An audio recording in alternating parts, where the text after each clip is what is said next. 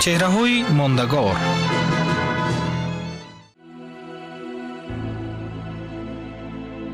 شیرینشاه شاه تیمور، طلوع آفتاب ضیابخش.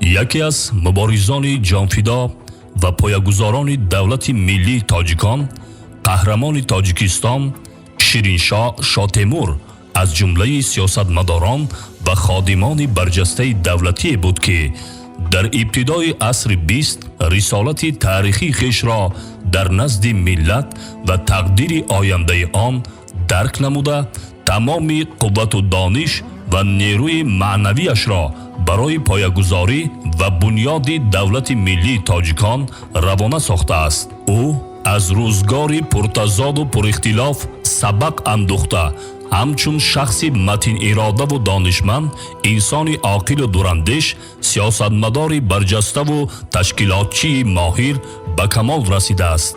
بررسی اسناد و مأخذهای موجوده نشان می‌دهند که در آن مرحله بسا تقدیرسازی تاریخی، زمامداران دور و یک زمره شخصان غرضناک با همدستی بعضی افراد ناآگاه و شخصیت‌های بیگانه پرست عدالت تاریخی را پایمال نموده می‌خواستند در مسائل شناخت ملیت و شماره اهالی منفعت‌های ملی و اجتماعی و اقتصادی تاجیکان را پشت پا زنند. هدف این سیاست شاوینیستی اصلا تخریب و محوسازی اصالت ملی، انکار هستی ملت تاجیک و دولتداری تاجیکان بود.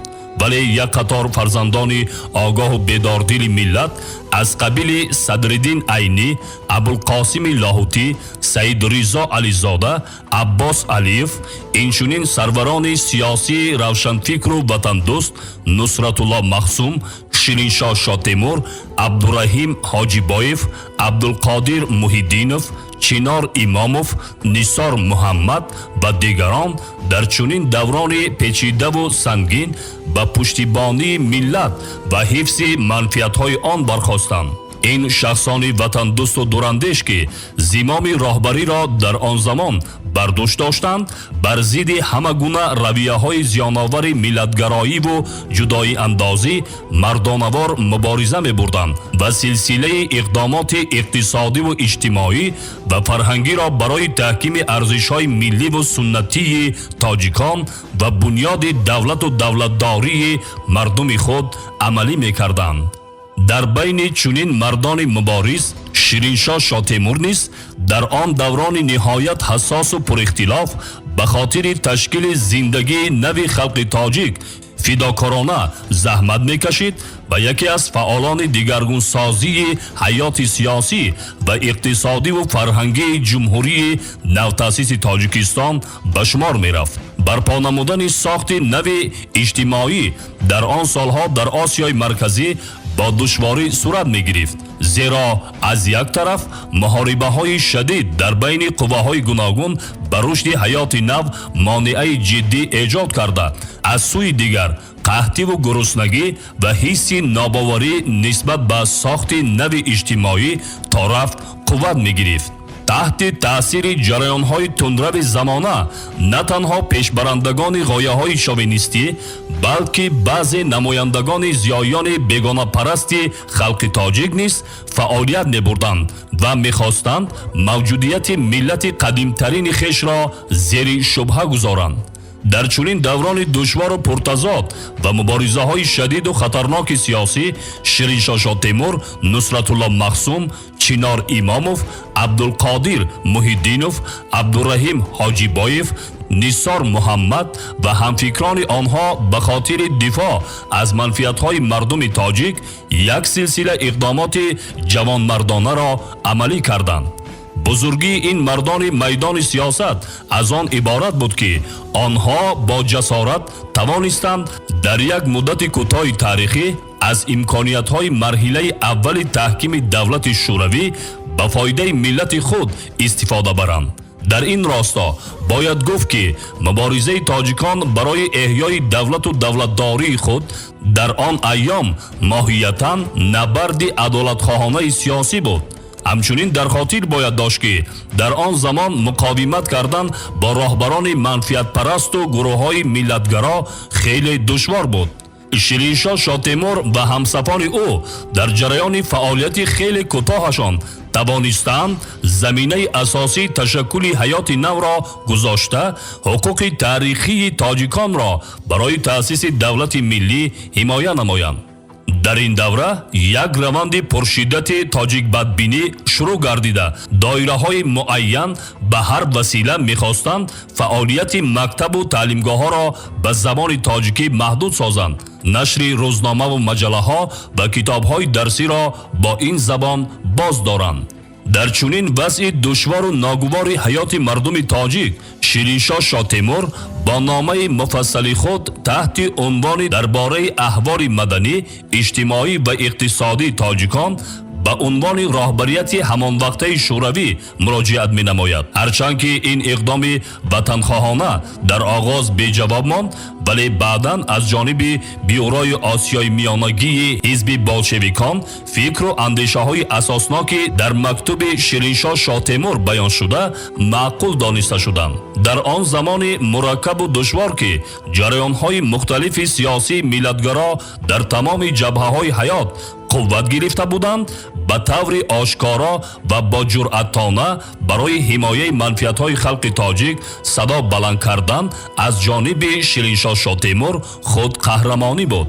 ӯ ҳамчун роҳбари дурандеш асли инкишофи самтҳои гуногуни ҳаёти иҷтимоӣ ва муносибати байни қавму миллатҳоро дар арҷгузорӣ ва эҳтироми фарҳангу анъана ва урфу одати халқҳои маскуни минтақа, инчунин таҳкими дӯстӣ байни онҳо меҳисобид. баъди таъин гардиданаш ба вазифаҳои гуногуни ҳизбиву давлатӣ, Шириншоҳ Шотемур ғояи дӯстии халқҳо ва ҳамаҷониба мустаҳкам намудани онро асоси фаъолияти роҳбарии худ қарор дод.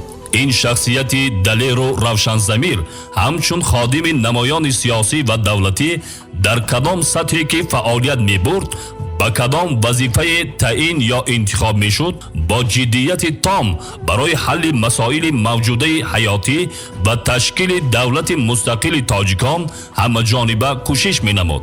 маҳорати баланди ташкилотчигии ӯ ҳангоми адои вазифаҳои душвор дар ҷорӣ намудани арзишҳои нави ҳаёти иҷтимоӣ, барҳам додани бесаводии омма, наҷот додани аҳолӣ аз гуруснагӣ, тарбияи кадрҳои ҷавон, рушди заминаҳои фарҳанги миллӣ, таҳкими мақому манзалати зан дар ҷомеа, бунёди сохторҳои маориф, рушди хизматрасонии тиббӣ ва монанди инҳо баръало зоҳир мегардид. фаъолияти фидокоронаи Шириншоҳ Шотемур ва ҳамсафонаш бо эълон гардидани ҷумҳурии мухтори Тоҷикистон вусъати тоза ёфта барои ба ҷумҳурии иттифоқӣ табдил додани Тоҷикистон равона гардида буд. дар он солҳои душвор барои дар Душанбе ҷойгир сохтани муассисаҳои давлатӣ корҳои зиёде ба сомон расонида шуданд. танҳо бо талошу заҳматҳои халқи меҳнатқарини тоҷик ва фарзандони фидокору фарзонаи миллат, пойтахти нави Тоҷикистон, шаҳри Душанбе марҳила ба марҳила обод гардид.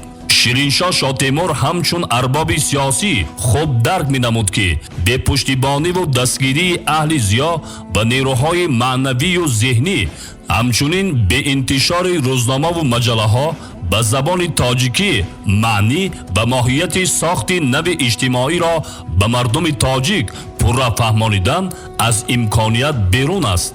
ӯ дар баробари поягузорони матбуоти тоҷик устод Садриддин Айнӣ, Абулқосим Лоҳутӣ, Саидризо Ализода, Аббос Алиев, Нисор Муҳаммад ва дигарон дар масъалаи таъсис ва нашри рӯзномаҳои Овози тоҷик, Деҳқони камбағал, раҳбари дониш барои адабиёти социалистӣ, шӯълаи инқилоб, инчунин дар нашри китоби намунаи адабиёти тоҷик саҳми арзанда гузоштааст.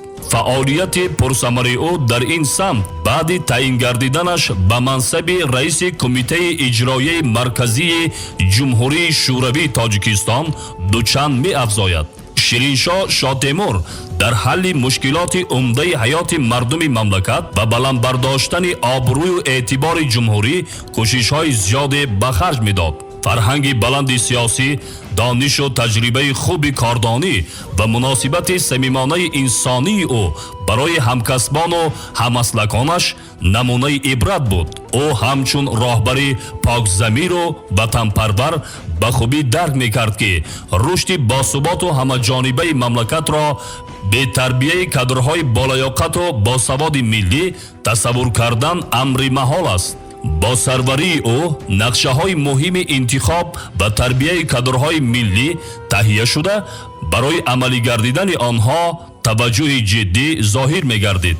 дар солҳои 1931-1932 барои тайёр кардани кадрҳои омӯзгорӣ дар шаҳрҳои Душанбе ва Хуҷанд донишгоҳҳои муаллимтайёркунӣ ва баъдан донишгоҳи кишоварзӣ таъсис ёфтанд ки то имрӯз фаъолият доранд.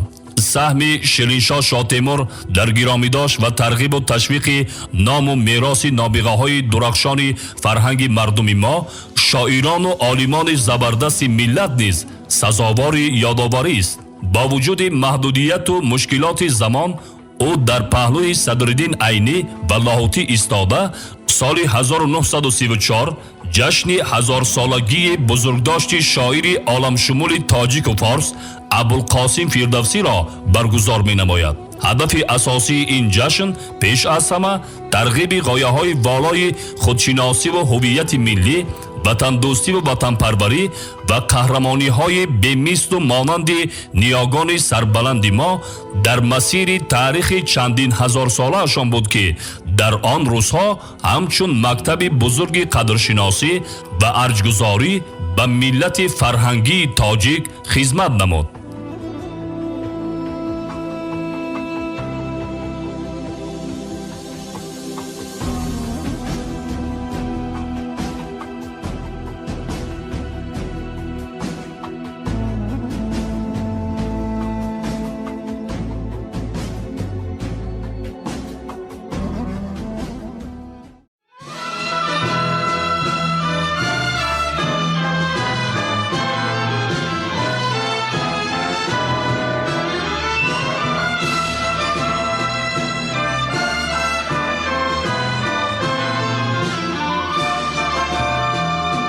چهره‌های ماندگار.